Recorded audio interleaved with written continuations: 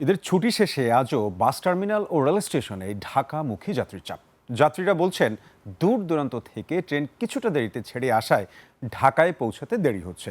আর rail কর্তৃপক্ষের দাবি, এই সামান্য বিলম্বকে শিডিউল বিপর্যয় বলা যায় না। অন্যদিকে মহাসড়কে বড় কোনো যানজট না থাকায় স্বস্তিতে ফিরছেন বাস যাত্রীরা।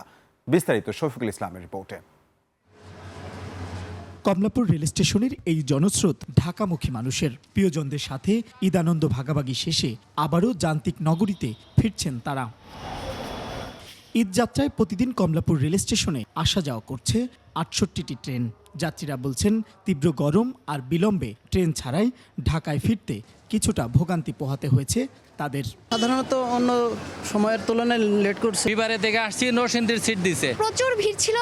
যাত্রীদের অভিযোগের বিপরীতে স্টেশন ম্যানেজার বলছেন, স্টেশনগুলোতে যাত্রীদের ওঠানামার সুবিধার্থে বিরতির সময় কিছুটা বেশি লাগছে। এগুলো কি বিলম্ব বলা যাবে না, এগুলো যাত্রী নিরাপত্তার কথা বিবেচনা করে সতর্কতার সাথে ট্রেন পরিচালনা করা হচ্ছে।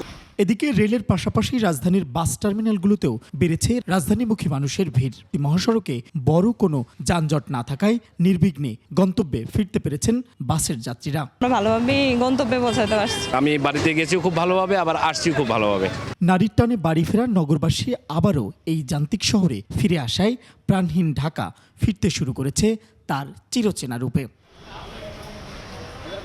শফিকুল ইসলাম, ২১ টেলিভিশন, ঢাকা।